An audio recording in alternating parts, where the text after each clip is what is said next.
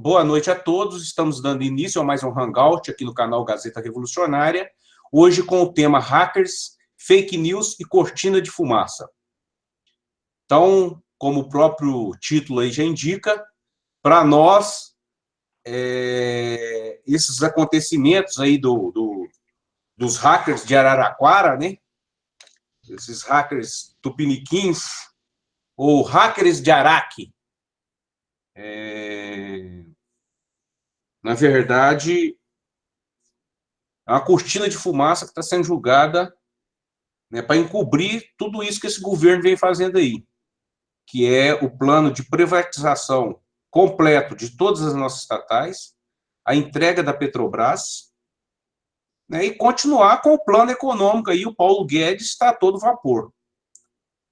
E, portanto, eles precisam de trabalhar com esses fake news, desviar a atenção do público para aquilo que de fato interessa. Então, nós estamos aqui hoje para analisar um pouco essa situação e também tentar apontar algumas saídas. Daqui a pouco também o companheiro Alexander Moriarty vai entrar, vou passar o link para ele.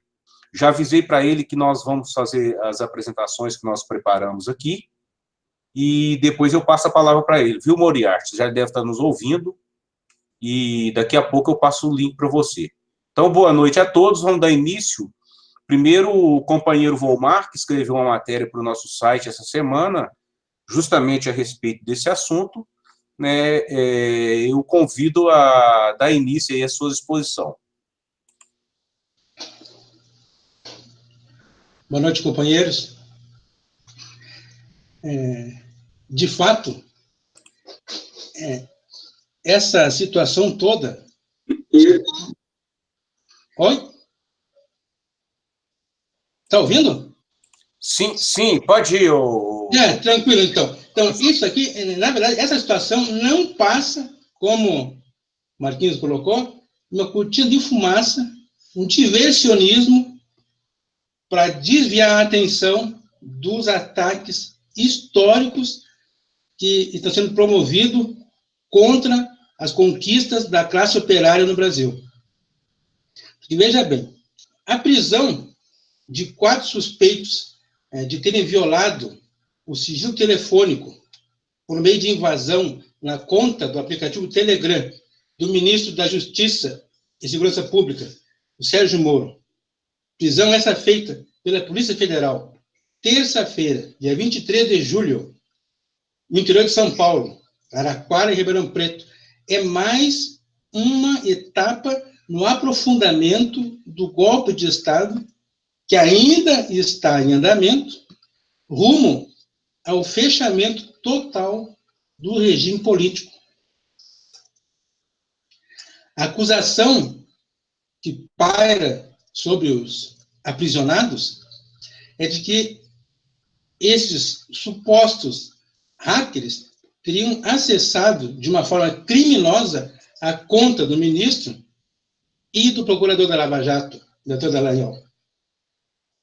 Inicialmente.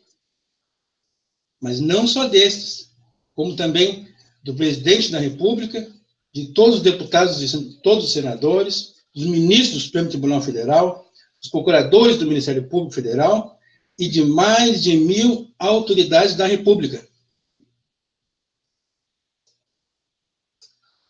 Então, a operação da Polícia Federal, ela foi chamada de Operação Spoofing.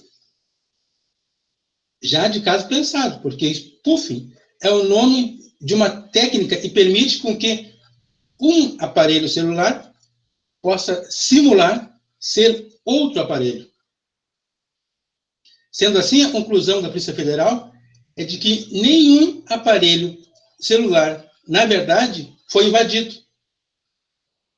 Foi só feita essa manobra técnica para ter acesso às informações, simulando ser um outro número.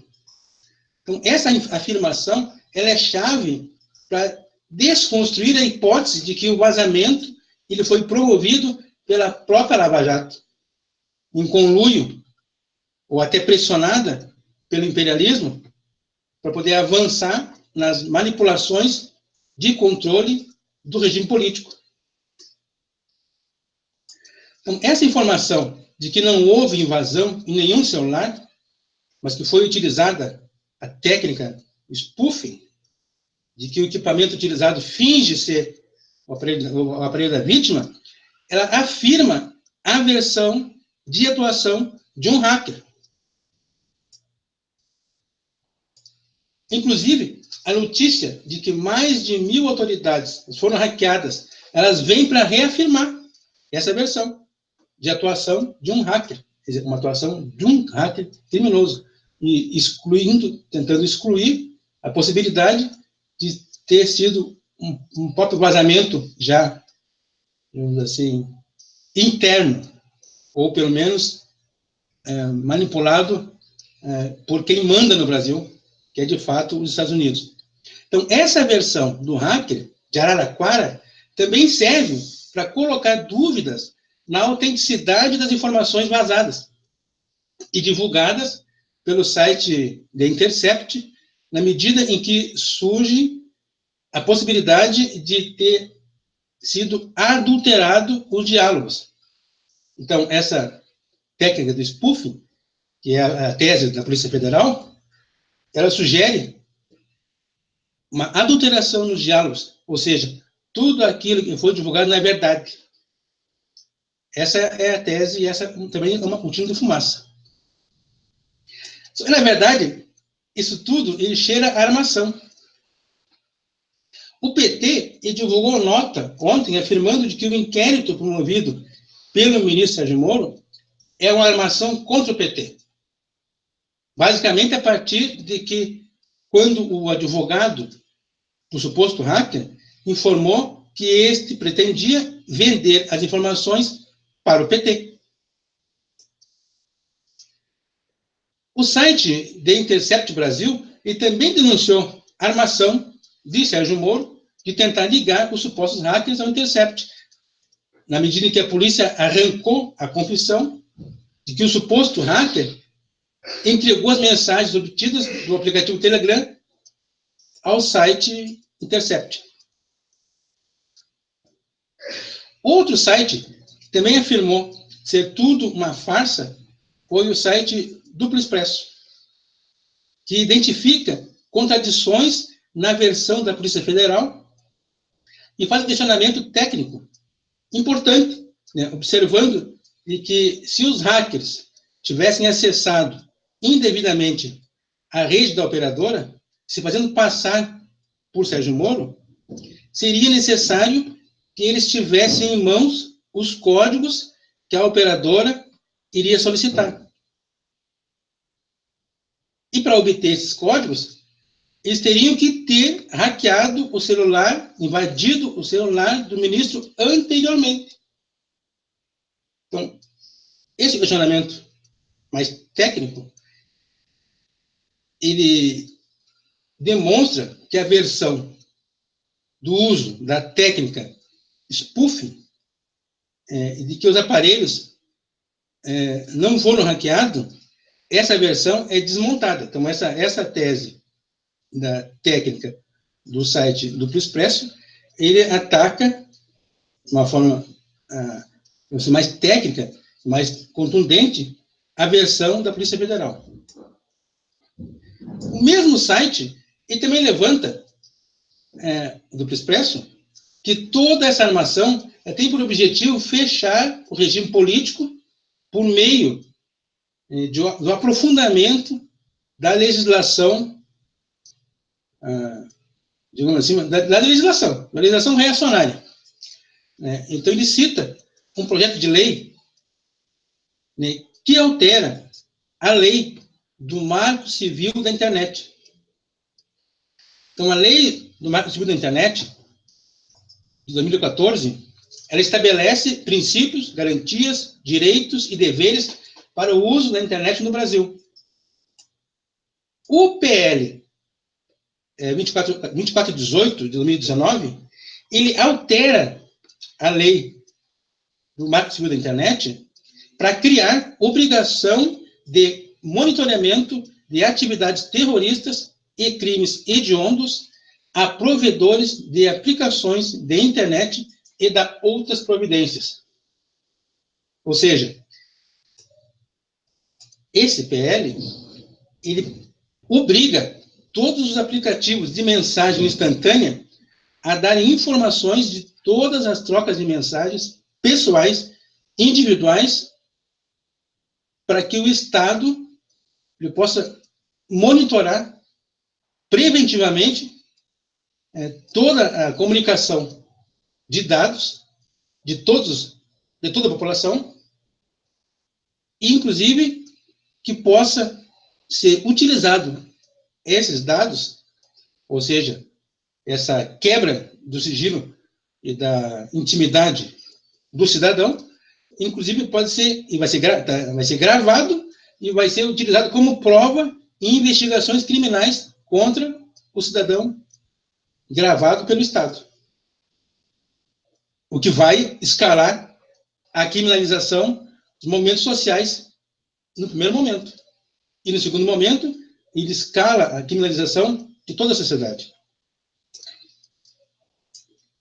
Ainda, o site Duplo Expresso, ele questiona a fraca atuação do PT e a fraca atuação do Intercept, que eles não dão nenhuma resposta à altura, não dão uma resposta contundente a toda essa farsa golpista. Agora, cá para nós, isso não é nenhuma novidade. Né? Na medida em que a Frente Popular, encabeçada pelo PT, ela aplicou a política do imperialismo não só nos 13 anos do governo petista, mas também antes e depois, e principalmente agora. Agora, esses partidos que compunham e que se propõem a compor uma nova Frente Popular, eu chamo a esquerda, entre aspas, que ela faz, de jeito nenhum, ela mobiliza a classe operária contra os ataques absurdos promovidos pelo capital, né, através de seus capachos, governos de plantão. Então, na medida em que a esquerda ela não mobiliza a classe para reagir contra os ataques, ela está deixando os ataques escalarem e está dando, assim, está aplicando na prática, deixando de aplicar a política do imperialismo no Brasil. Na verdade, né, toda essa encenação, ela não só cheira a armação, porque envolve desde a direita até a esquerda. Porque não é à toa, né, essa postura da esquerda, do Intercept, inclusive. Porque não só essa encenação cheira a armação, como ela fede a armação. É um processo em que se promove a prisão de alguns suspeitos, elementos que eles já estão respondendo por crimes. São pessoas que já estão cumprindo pena, ainda em regime aberto. Pode-se muito bem pressioná-los para que assumam toda e qualquer bronca, para que desempenhem todo e qualquer papel. Então, eles arrancam dessas pessoas uma confissão, incriminam quem eles querem incriminar e depois queimam o arquivo. Não é à toa que o Sérgio Moro já propôs descartar o material particular. Quer dizer, destruir as provas. Então, nós já vimos isso muito no filme da TV. E a ficção, ela imita a vida. Mas também a vida imita a ficção. Tudo isso é muito real. O que salta à vista é que essas prisões elas têm o objetivo de desacreditar os vazamentos dos diálogos do Sérgio Moro e dos procuradores da Lava Jato. Procurando tirar o foco do conteúdo divulgado. Então, tira o foco do conteúdo. Esse conteúdo que compromete a parcialidade do juízo, que gera suspeição do magistrado e gera nulidade do processo. Então, eles tiram o foco dessa questão de conteúdo, mas, ao mesmo tempo, em relação a esses vazamentos, desde o início, sempre pairou algo de suspeito no ar. Para começar pelo veículo de divulgação, o site The Intercept, cujo proprietário, o bilionário Pierre Omidyar, ele é um conhecido colaborador da CIA, e também é um conhecido colaborador de outros órgãos de inteligência do imperialismo. Então, cada vez mais é questionável a combinação dos acontecimentos, pois é evidente que há uma manipulação típica de operações de guerra híbrida, ou seja, aquelas guerras que são, de fato, guerra, são ações militares, porém sem o uso de tropa, para impor o caos, a confusão no país-alvo e poder manipular o regime político conforme o interesse do imperialismo. Então, as ações elas vão se concatenando de uma forma tal, ideal, ainda que aparentemente elas sejam contraditórias. Então, há que se ter o pensamento crítico. Nesse momento, mais do que nunca, tem que ser crítico. Não pode ser ter uma pessoa que tenha o pensamento comum. O pensamento do cidadão médio hoje só serve para ser manipulado. Então, nós temos que exercitar o pensamento crítico em relação a tudo isso. Ainda mais depois do episódio montado, provavelmente, pelo aparato de inteligência, da facada fake do Jair Bolsonaro, quando ele é candidato da presidência da República. Então, um atentado, provavelmente, forjado para sensibilizar a opinião pública e favorecer a campanha eleitoral do candidato do PSL. Então, já tem antecedente das mesmas pessoas, do mesmo grupo político, e há pouco tempo. E outro fato também que se coaduna com o mesmo processo de manipulação foi a entrevista concedida para a revista Veja, na semana passada, dos terroristas que se autodenunciaram com a intenção de atentar contra a vida do presidente da República de uma forma antecipada. E se autodenunciaram. É algo psicodélico, é até ridículo. Né? São os primeiros terroristas que anunciam que eles vão promover um atentado e dão, inclusive, detalhes antecipadamente. Isso aí é lógico que é uma farsa. E a farsa, em geral, é muito grande. No caso do vazamento divulgado pelo site The Intercept, né, um dos seus editores, o jornalista norte-americano, o Greenwald, ele tornou-se agora no Brasil o ícone da esquerda pequena burguesa. Ironicamente, Greenwald e o Pierre Omidyar, eles são players imperialistas no cenário geopolítico mundial. E se associaram à Folha de São Paulo, se associaram à revista Veja, que são ícones do golpismo nacional. Tem que ser crítico. Não é à toa, inclusive, que essas pessoas, esse site do Intercept, eles conseguiram recuperar e arquivar 98% do material que estava em poder do Edward Snowden. Recuperaram material para quem? Para a CIA. Agora, com a prisão dos supostos hackers de Araraquara, a Polícia Federal disse que eles não invadiram o celular do Sérgio Moro, nem do celular de ninguém. E assim também, eles afirmam que não é necessário, então, periciar nenhum celular. Que é muito conveniente, porque os procuradores da Lava Jato, encabeçados por Deltan Dallagnol, eles se negaram a entregar o seu celular para a perícia. E devia ter muita coisa dentro do celular. Devia ter muita coisa ali.